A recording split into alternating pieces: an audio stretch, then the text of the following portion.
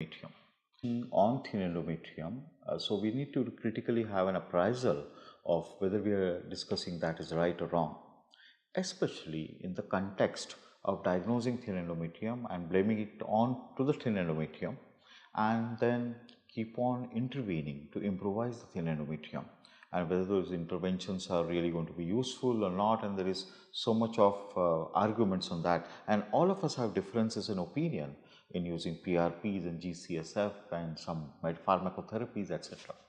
So a critical appraisal paper was very much needed, and this March 2023, there's a nice paper published in RBM Online on critical appraisal of studies on endometrial thickness and embryo transfer outcome. And let's read out through this paper.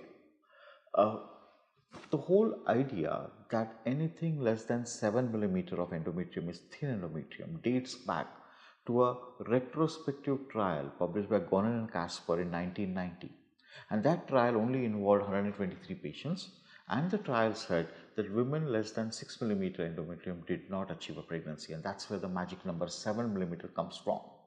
So there haven't been prospective trials which looked at every millimeter of endometrium and then said that this is a cutoff. So we are all dating back to that 1990, a 3-decade back trial.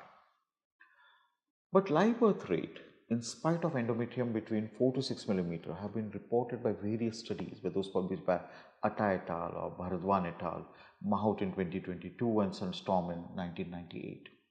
So there have been continuous publications on pregnancies being achieved even at a lesser endometrial thickness if we consider less than 7 millimeter as thin. About 500 studies on endometrial thickness have been published, and 4 meta-analyses have been published on the endometrial thickness and the fertility or ART outcomes. But there is a huge amount of heterogeneity on the different studies, because heterogeneity exists upon the different protocols of stimulation, protocols using fresh embryo transfer cycles, different methods of endometrial preparations used, the E2 progesterone levels done or not done, what time the endometrium is measured, on the day of triggering or the day of shift to progesterone or the day of embryo transfer, etc. And because of this so much of heterogeneity, the inconsistency and the controversy still continues, that whether thin endometrium, what kind of recognition we should give to the thin endometrium. And with good USG machines now available, a difference of 7 to 8 millimeter, saying that well, it's a good endometrium, and saying that 6 to 7 millimeter as thin endometrium, and to dichotomize your opinions on just 1 millimeter here and there as thick and thin may not be really the right way to go ahead. And larger data, if you look at a large data published in 2017 paper, I think this is one of the highly read papers on IUI, how thick is too thin. And that paper was talked about the endometrial thickness in IUI cycles, and they said at the end of it, on the sheer context that the endometrium is thin, that you should not be cancelling your IUI cycles. So on these kinds of meta-analysis, hardly any association of thin endometrium and results is available. So this is one meta-analysis published in 2019 by Krenius et al. You look at that slide, and it talks about the endometrial thickness taken at various levels. They looked at the day of measurement, on the trigger day, the papers on trigger day, the day of embryo transfer, oocyte retrieval, the day on the progesterone was started. So that itself explains you the heterogeneity which exists on the literature on thin endometrium what is published.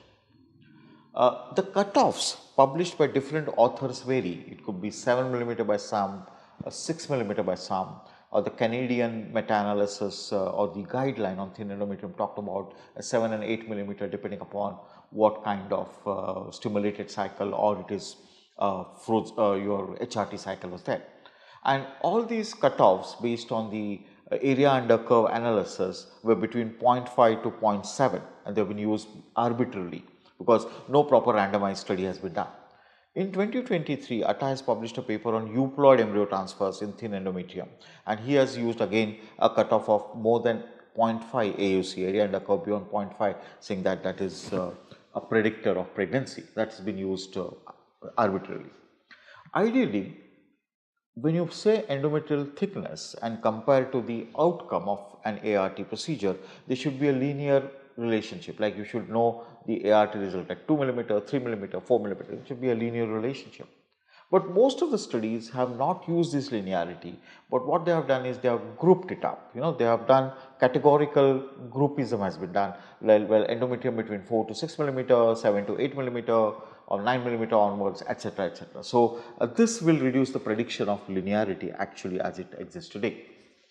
And this is a slide which is explaining you basically the different papers and what is the incidence of endometrium when you consider 7 millimeter as your cutoff or differentiating between thin and thick.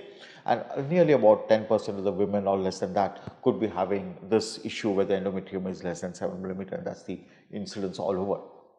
But look at the heterogeneity in the studies published. There are retrospective studies and prospective studies. And studies published by Atta et al., which is a very recent study, and we are definitely going to review that study in one of the review talks videos sometime. And by Gingold in 2015, endometrial thickness and live birth rate with euploid embryo transfer was done, and well, there is no much association. In spite of having a endometrium less than 7 millimeter, they could achieve a very good success. Many prospective studies have always used an intervention. All the prospective studies on endometrium has used interventions like granulocyte colony stimulating factor, HCG, etc., unlike the retrospective ones. And whatever prospective studies are there on thin endometrium, they have not shown much difference in the results in transferring an embryo and endometrium less than 7 and more than 7 millimeter. So jury is still not out on the cutoff of endometrial transfer, cutoff and endometrial thickness, that you will deny an embryo transfer. And prospective observational study of transferring embryos to all women, irrespective of the thickness are needed, and an RCT between thin and thick, whenever they have done with any cutoff used like 8 millimeter, 7 millimeter, etc., they have not found much difference in the results, which is statistically significant. So, but for the gross uterine malformation factors like fibroids and intracavitary fibroids, so polyps, if this is all not there, the uterus is practically normal, junctional zone is normal, there is no adenomyosis, etc. The transferring an euploid blastocyst probably shall negate the problem of thin endometrium, and we have highly neglected that. We are taking a way of intervening by all the prospective studies which have been done, and think and believe in every intervention is going to be a successful intervention, and that could be a source of extra costs and expenses and delays in treatment to the women. And rather than that, if we could do an euploid embryo transfer, going by the evidence as it says that the thin endometrium wouldn't matter much. We also need to find an ideal endometrial thickness at which the rates are highest. Like in the Atta study, which was a study of transferring euploid blastocyst, they found that an endometrium between 9 to 11 millimeter had the highest success rate, but only 11 patients were there in that particular group. Rest of the patients were they did a nice study of between 4 to 12 millimeter endometrial thickness, transferring an euploid blastocyst, and consistently the success rate was 42 to 46%. And they said the thickness of the endometrium wouldn't make much of a difference. Well, thank you so much. I hope you like this, and if you have any queries and questions or any suggestions, please feel free. Thank you very much.